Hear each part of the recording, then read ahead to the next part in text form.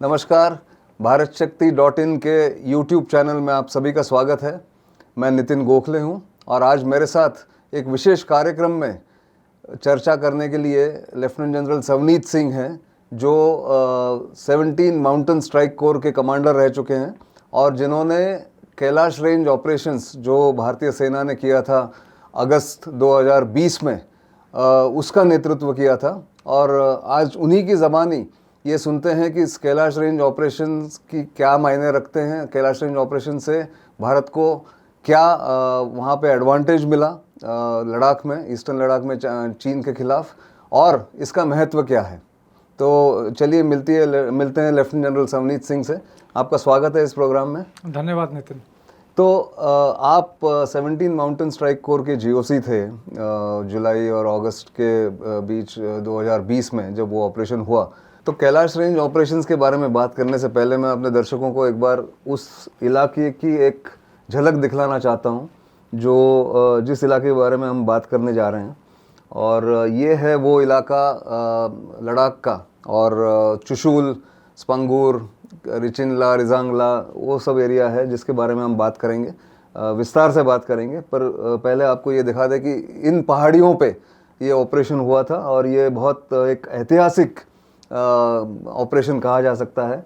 रिजांगला आप सबको पता है, जहाँ पे 1962 की लड़ाई में 13 कुमाऊं बटालियन ने एक बहुत बड़ी लड़ाई लड़ी थी, जिसके बारे में अब इतिहास में ये दर्ज किया गया है कि ये सबसे ख़तरनाक लड़ाई सी कंपनी 13 कुमाऊं वालों ने लड़ी थी। बट उसके बारे में हम बाद में बात करेंगे किसी प्रोग्राम में। पर इस एरिया में जो ऑपरेशन हुआ था 29, 30, 31 अगस्त 2020, और उसके बाद में उसका जो नतीजा हुआ उसके बारे में हम बात करेंगे। तो वहाँ जाने से पहले, उस ऑपरेशन के बारे में बात करने से पहले, मैं आपसे पूछना चाहता हूँ जनरल सवनीत कि लद्दाख में जो घटनाएं देखी गई 2020 के आसपास, उसके लिए जो घटनाएं जिम्मेदार थी या क्यों ये घटनाएं हुई, इसके बारे में अगर आप थोड़ा सा बताएं। तो नितिन जी, आप जानते हैं कि लाइन ऑफ एक्चुअल कंट्रोल जो है एक तरह से अनडिलिनेटेड या मार्क्ड ऑन ग्राउंड पोजीशन नहीं है। तो दोनों साइड इस एरिया में पेट्रोलिंग करते हैं और जहां पर एक दूसरे की पेट्रोलिंग ओवरलैप करती है तो वहां पर कठिनाई पेश आती है जी। 2020 में चाइना की तरफ से जो पेट्रोल्स को ऑब्स्ट्रक्ट किया जा रहा था लद्दाख के एरिया में इन पर्टिकुलर, उससे जो भी प्रोटोकॉल्स थी हमारी पेट्रोलिंग की वो वायलेट हुई और इसका नतीजा ये हुआ कि नॉर्थ बैंक और गलवान में काफ़ी फ्रिक्शन पैदा हुई और वायलेंस भी हुआ और उसके कारण कुछ कैजुअल्टीज़ भी हुई। इसको मद्देनज़र रखते हुए दोनों साइड ने अपने फॉर्मेशंस का बिल्डअप शुरू कर दिया था। और हमारा ये सोच था कि चाइना की तरफ से ये यूनिलेटरल, जिसको बोलते हैं कि स्वयं डिसाइडेड कि भाई यही लाइन ऑफ एक्चुअल कंट्रोल होगी, का अटेम्प्ट है और इसको हमें स्वीकार नहीं करना है। बिल्कुल, जो हमारा हक है वहाँ तक हम पेट्रोल करेंगे और इससे ही लिंक्ड है ये बाकी का कैलाश रेंज का ऑपरेशन। जी। और ईस्टर्न लद्दाख में उस गर्मियों में, उन गर्मियों के दिनों में, गर्मियों के महीनों में, अप्रैल से 2020 के ये टेंशन शुरू हुआ। तो इसमें ऐसा कहा जाता है, और आप वहाँ पे मैं बता दूं अपने दर्शकों को, जनरल सवनीत ने अपने 40 साल के सर्विस में या 38 साल के सर्विस में ज़्यादातर समय लद्दाख में बिताया है एज यंग ऑफिसर। फिर बीच में उन्होंने 3 डिवीज़न का कमांड किया मेजर जनरल जब थे, और फिर लेफ्टिनेंट जनरल बने माउंटेन स्ट्राइक कोर के, जो एक ऑफेंसिव ऑप्शन के लिए बनाया गया है, भारत की तरफ से भारतीय सेना ने बनाया है, उसका नेतृत्व किया। इसलिए वो पूरा इलाका अच्छी तरह से जानते हैं। तो क्या ये कहा जा सकता है, और कहते हैं लोग, कि भारत के इंफ्रास्ट्रक्चर के डेवलपमेंट में तेज़ी आने से वहाँ पे चाइनीज़ को भी थोड़ा सा खतरा महसूस होने लग गया, उनको भी लगा कि अब भारत भी वहाँ पे ताकतवर बन रहा है। तो क्या इसीलिए उन्होंने उन महीनों में भारत के साथ ये नया टेंशन करने की शुरुआत की, एलएसी में ज़्यादा फ्रिक्शन होने लग गया? देखिए, ये एक तरह से सच है कि इंफ्रास्ट्रक्चर डेवलपमेंट लद्दाख में बहुत तेज़ी से गवर्नमेंट ने डेवलप किया है जी। इंफ्रास्ट्रक्चर, रोड्स, ब्रिजेस, और इसके साथ साथ मिलिट्री डिप्लॉयमेंट भी हमारी इस एरिया में जो कि पहले कम थी उसके कंपैरिजन में बढ़ी है जी। और साथ ही साथ अभी जो हमारी सर्वेलेंस है, चाहे वो एरियल मीन से हो, सैटेलाइट से हो या कैमरास के द्वारा हो, उसने एक दूसरे की मूवमेंट के ऊपर लगातार नज़र रखनी शुरू कर दी है। तो पहले जैसे कि अगर साल में 3 बारी कोई पेट्रोल जाती थी और दूसरी साइड अगर नहीं देखती थी तो कोई कंटेस्ट नहीं होता था। जैसे जैसे इंफ्रास्ट्रक्चर और सर्वेलेंस कैपेबिलिटी बढ़ी है तो जिस तरह से पेट्रोल मूव करती है और जो भी कंटेस्टेड एरिया है तो दूसरा रिएक्शन पेट्रोल उनकी तरफ से भी आ जाता है, तुरंत आ जाता है। तुरंत आ जाता है और एक दूसरे को रोकने की चेष्टा की जाती है जी। जहां पर अगर कोई कंटेस्ट है। लेकिन इसके लिए लगातार प्रोटोकॉल्स डेवलप्ड थे जी। कि अगर ऐसे आमना सामना हो जाए तो क्या करना है। लेकिन 2020 में ये प्रोटोकॉल्स को वायलेट किया जी। चीन की तरफ से बहुत ज़्यादा वायलेट किया गया। उसके रिजल्ट पूर्वक क्या हुआ कि वायलेंस हुआ, कैजुअल्टीज दोनों साइड को हुए, दोनों साइड ने बिल्डअप करना शुरू कर दिया। तो ये है ईस्टर्न लद्दाख 2020 का। ये नहीं कि इससे पहले नहीं फेस ऑफ हुए, पहले भी चूमर, देप्सांग, डोकलम कई जगह पर फेस ऑफ्स हुए हैं पिछले 4-5 साल। पर ये वही इसी का नतीजा है। पर हम आते हैं अब कैलाश रेंज ऑपरेशंस के एक्चुअल जो हुआ और किस लिए हुआ, क्यों करना पड़ा, उसके बारे में हमारे पास कुछ नक्शे हैं, कुछ फोटोग्राफ्स हैं। उसके ज़रिए दर्शकों को ये बताना चाहिए कि ये कहाँ हुआ और किस इलाके में हुआ। तो जैसे ये साउथ बैंक है, आप थोड़ा सा अगर इसको एक्सप्लेन करें हमारे दर्शकों के लिए। तो नितिन जी, जैसे यहाँ पर दर्शाया गया है, ये पैगोंगसो लेक है। इसके ऊपर वाले छोर को नॉर्थ बैंक और नीचे वाले छोर को साउथ बैंक कहा जाता है। उसी प्रकार से स्पैंगुर लेक है। इन दोनों के बीच में पैंगोंग रेंज है जिसके मुख्य फीचर जैसे कि ब्लैक टॉप, हेलमेट और बम्प हैं। ये ब्लैक टॉप, बम्प और हेलमेट एरिया से पूरे एरिया को देखा जा सकता है और हाई ग्राउंड होने के कारण मिलिट्री इसको डोमिनेंट पोजीशन कहा जाता है। जी। चुशूल यहाँ पे हमारा एक बेस है। ये बेस है हमारा मेन, और यही एक फॉरवर्ड लोकेशन है जहाँ पे बहुत ही सुंदर गांव है जी, चुशूल का बिल्कुल। हाँ, और यहीं पे वो जो निगोशिएशंस होते हैं लोगों को बता दे यहाँ, और वो एक मोल्डो है उस तरफ दिखाएंगे। हाँ जी, वो आगे इसके आगे जाकर इस गैप के अंदर जो कि स्पैंगुर लेक से ये गैप आता है, अभी आगे आएगा, हम दिखाएंगे उनको। ये जैसे ये मोल्डो गैरिसन है, चाइना का है। और फिर यहाँ पे ये स्पैंगुर लेक है जो अभी इनके जिसके बारे में बात कर रहे थे। और फिर अगर हम पीछे जाते हैं तो ये ब्लैक टॉप और हेलमेट के बारे में आप बात कर रहे थे। तो ब्लैक टॉप और हेलमेट जो है ये पैंगोंग रेंज है जिसके मुख्य फीचर LAC के नज़दीक हैं। उसी प्रकार पैंगोंग के नॉर्थ में चैंगचैनमो रेंज है। चैंगचैनमो रेंज है जो कि कोई भी मूवमेंट उसके अक्रॉस करने के लिए आपको किसी ना किसी पास का इस्तेमाल करना पड़ता है। लेकिन पैंगोंग रेंज के नॉर्थ बैंक, साउथ बैंक और स्पैंगुर लेक के नॉर्थ बैंक, साउथ बैंक के साथ साथ मेजर फोर्स और गाड़ियां आ सकती रहती हैं। और इसी प्रकार से आगे जब हम कैलाश रेंज के बारे में बात करेंगे, इस इलाके को पहले आप समझ लीजिए कि ब्लैक टॉप और हेलमेट और बम्प एरिया जो है पैंगोंग रेंज में LAC के नज़दीक बड़े डोमिनेंट फीचर हैं और दोनों साइड ही चाहेंगी कि इस एरिया को अगर हम कंट्रोल करेंगे तो पूरा साउथ बैंक और स्पैंगुर लेक के एरिया को, स्पैंगुर गैप के एरिया को डोमिनेट किया जा सकता है। जी। और उसका यहाँ दिखाया गया है, ये बम्प के पास ही ब्लैक टॉप है। हाँ जी, ब्लैक टॉप इसके पीछे है और वहाँ से चाइना जो है पेट्रोलिंग करता है बम्प के लिए और हमारी पेट्रोल्स भी इस एरिया में नीचे से चढ़ के ऊपर के लिए जाती हैं। जी। तो ये जैसे हेलमेट भी है उनके पास ही है, मतलब वहाँ यहाँ पे वो इलाका डोमिनेट करता है, आप जैसे कह रहे थे। जो इस तरफ हमारा इलाका है, उस तरफ उनका इलाका है। जी। और इसी प्रकार से अभी अगर हम साउथ बैंक से की हाइट से कैलाश रेंज की तरफ देखें तो ये उनका मोल्डो गैरिसन है और ये पहला फीचर जो है मगर है, उसके बाद में ऊपर जो है मुखपरी टॉप है, और इसके बाद में कैलाश रेंज जो है शुरुआत होती है और आगे के लिए बढ़ती जाती है।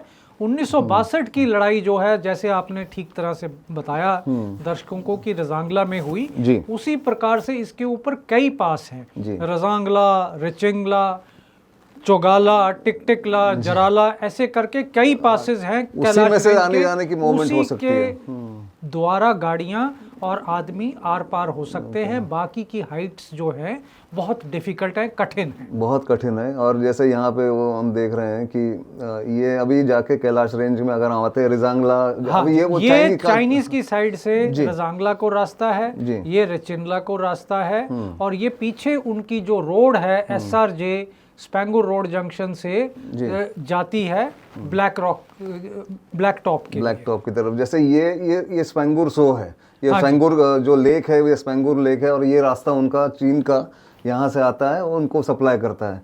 तो हम अब यहाँ आते हैं। हाँ जी, इसके बारे में बताइए। जिस प्रकार से ब्लैक टॉप जो है पूरी कैलाश रेंज को देखता है, उसी तरह से मुखपरी जो है उनके पूरे इलाके को, उनकी रोड कम्युनिकेशन को, और ब्लैक टॉप के पीछे जो रोड है चुटी चांगला से होते हुए गुजरती है साउथ बैंक को, उसको देखता है। तो जो भी फोर्स मुखपरी टॉप या रजांगला या रेचिनला के ऊपर ऑब्जर्वेशन रखेगा और बैठेगा, वो इस पूरी मूवमेंट को देख सकता है और ज़रूरत पड़ने पर इंटरडिक्ट कर सकता है। जी, तो आप ये बताइए कि किन हालात में वो ऑपरेशन हुए 29, 30, 31 अगस्त 2020 में? तो नितिन जी, सबसे पहले तो वार्तालाप चल रहा था, दोनों साइड डिस्कस कर रही थी, गलवान में कैजुअल्टी हो चुके थे जी। हम चाहते थे कि वो स्टेटस को रिस्टोर हो जाए बातचीत के जरिए, लेकिन दोनों साइड ही अपने अपने रिजर्व फॉर्मेशन को आगे मूवमेंट कर रहा था, प्रिकॉशनरी डिप्लॉयमेंट जिसको बोलते हैं। उसके मद्देनज़र मुझे भी जुलाई के महीने में बोला गया कि आप जाकर उस एरिया का जायज़ा कीजिए, दौरा कीजिए और असेसमेंट करिए, और उसके बाद में मैंने आर्मी हेडक्वार्टर में अपनी असेसमेंट जमा की। जी, आप दर्शकों को ये बता दें कि 17 स्ट्राइक कोर, वैसे इनका जो परमानेंट बेस है वो पूर्वी भारत में है, पर इनका ऑपरेशन कहीं भी हो सकता है। तो इसीलिए इनको एक टास्क किया गया जनरल सवनीत को कि आप जाके असेसमेंट करें।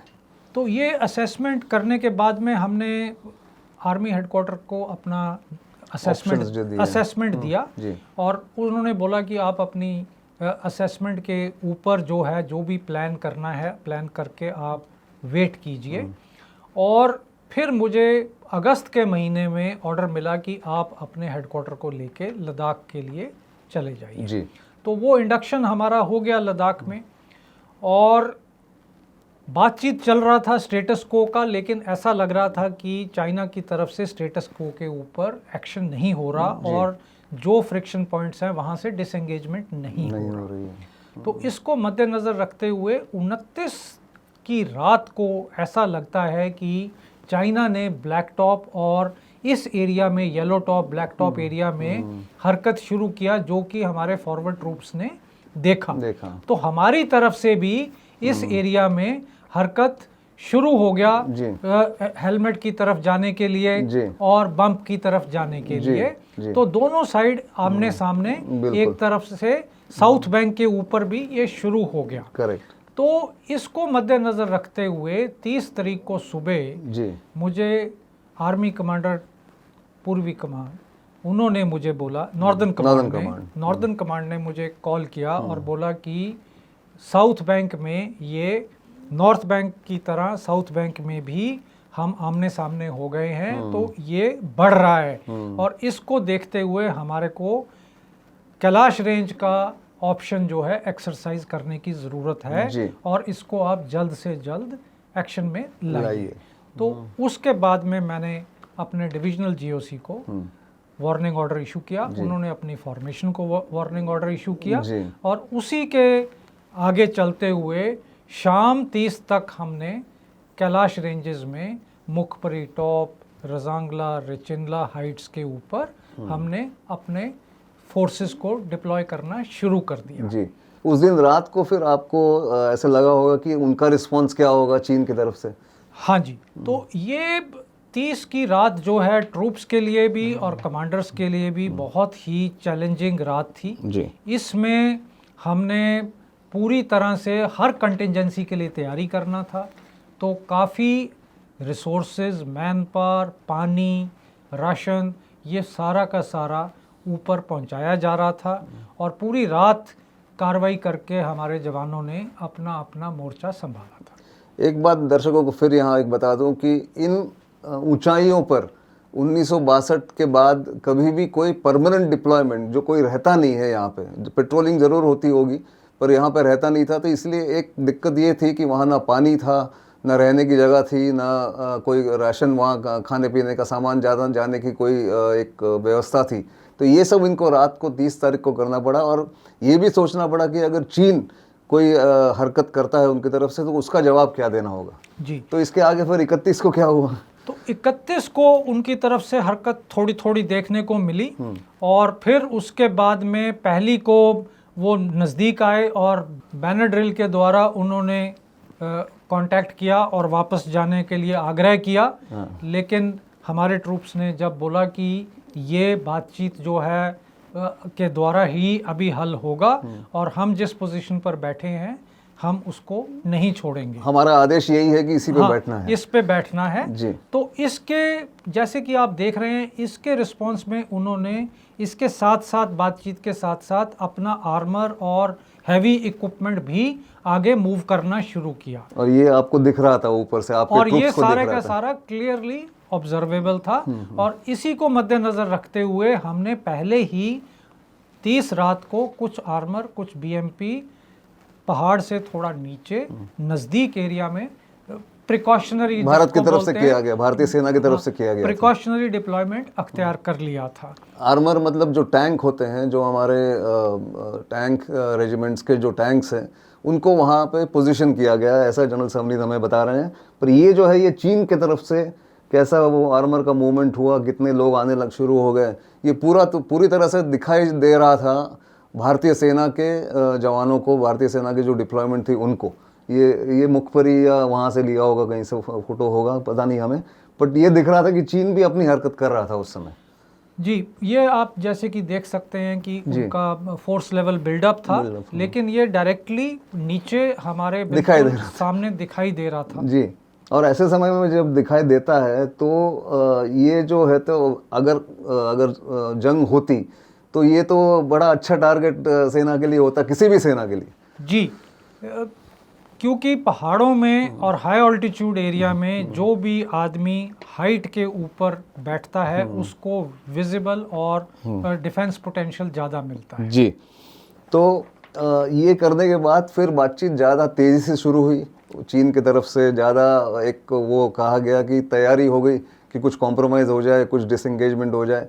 तो आप क्या ये कह सकते हैं, हम लोग आज लोगों को बता सकते हैं 3 साल बाद कि कैलाश रेंज ऑपरेशन के कारण चीन ने थोड़ी सी अपनी जो एक एग्रेसिव बिहेवियर जो उनका था, जो बर्ताव था, उसको कम करके बातचीत करना शुरू किया? देखिए, मैं समझता हूँ कि कैलाश रेंज ऑपरेशन के बाद में दोनों ही सेना ने जो बिल्डअप किया वो 1962 से भी ज़्यादा था जी। और अगर इसमें जंग लग जाती तो दोनों साइड को बहुत भारी नुकसान पहुंचना था। जी। तो इसको मद्देनज़र रखते हुए दोनों ने ही बड़ी मैच्योरिटी के साथ में नेगोशिएशन किया है और सबसे पहले disengagement north bank south bank का, जी, जो फरवरी 2021 में 2021 में हुआ है, वो इसी का नतीजा है। जी। और इसके साथ साथ अभी आगे बढ़ते हुए धीरे धीरे बाकी के भी मुद्दे जो हैं वो सॉल्व किए जा रहे हैं। जी। तो मेरे समझ के हिसाब से भारतीय सेना का ये जो एक्शन बड़ा महत्वपूर्ण एक्शन था और इससे हमने ये साबित कर दिया कि LAC जो है बातचीत के थ्रू ही नेगोशिएट होगा, हल किया जा सकता है। जबरदस्ती के साथ में कोई आके एक अकेला एरिया कैप्चर करके या ऑक्यूपाई करके दूसरे को डिक्टेट नहीं कर पाएगा कि ये हमारा इलाका है। जी, ये बहुत अच्छा मैसेज आपने दिया और चीन को भी ये मैसेज मिला कैलाश रेंज ऑपरेशन के द्वारा। और अब जो बातचीत उसके बाद चली है वो चल रही है, अलग अलग फ्रिक्शन पॉइंट्स के रिजोल्यूशन हो रहे हैं। पर इसमें एक बात तय है और जो लोगों को हमारे दर्शकों को जाननी चाहिए कि चीन जो है ये एक उनकी जो एक पुरानी एक उनके पास एक जो गेम खेलते हैं, वो जो एक खेल है उनका, जो जिसके बारे में हम बात कर रहे थे यहाँ आने से पहले, तो उसके बारे में थोड़ा सा बताइए। चाइना की एक बड़ी पुरानी गेम है, कई लोगों को आप में से मालूम होगा, उसको वेची बोलते हैं। ये 2500 साल पुरानी बोर्ड गेम है। जैसे हमारे चेस खेलते हैं उसी प्रकार से ये वेची खेलते हैं। और वेची में जब गेम समाप्त होती है तो देखा जाता है कि किसने कितना एरिया सराउंड किया और कैप्चर किया है। तो वो लड़ाई नहीं है, पर उसको मूव कर करके एरिया को सराउंड कर लेते हैं। तो एक तरह से लाइन ऑफ एक्चुअल कंट्रोल के ऊपर भी धीरे धीरे ये वेची खेली जा रही थी इनकी तरफ से कि हम किसी जगह पे पोस्ट लगाएंगे, कहीं पर कैमरा लगाएंगे, कहीं पर रोड बनाएंगे, तो बाद में ये इलाका हमारा हो जाए, हम क्लेम कर सकते हैं, हमारा क्लेम बन गया, क्लेम और मार्कर। और इसी प्रकार से साउथ चाइना सी में भी इन्होंने कई आइलैंड बनाए हैं और उसके ऊपर इनका क्लेम अभी ये कोशिश कर रहे हैं कि ये हमारा क्लेम है और यहाँ पर हम सबूत है हमारा इस एरिया के ऊपर काबू करने का। तो उसी प्रकार से ये गेम चल रही थी। तो मेरे विचार में ये गेम जो है स्ट्रेटेजिक पेशेंस के साथ में खेलनी पड़ेगी, भारत को भी खेलनी पड़ेगी। पर एक आखिरी सवाल आपसे, आपने इतने साल वहाँ बिताए हैं, लद्दाख में, अरुणाचल में, चीन के लोगों को देखते हुए, एक बात कही जा सकती है जो दर्शक भी हमारे जानना चाहते हैं शायद, कि चीन जो है ये ताकतवर दोस्त या दुश्मन को ही समझता है, उसने जो मैसेज दिया है वही समझता है। उनको अगर आप उनके साथ अगर कॉम्प्रोमाइज़ करते रहे तो वो ये वीची का गेम खेलते रहेंगे। क्या ऐसा लगता है आपको? देखिए, मेरे विचार में चीन अच्छी तरह से समझता है कि भारत और भारतीय सेना एक बड़ी मजबूत सेना है और एक डिसिप्लिन्ड सेना है और अगर ज़रूरत पड़ेगी तो ये अपना इलाका लड़ाई लड़े बगैर नहीं छोड़ने वाली।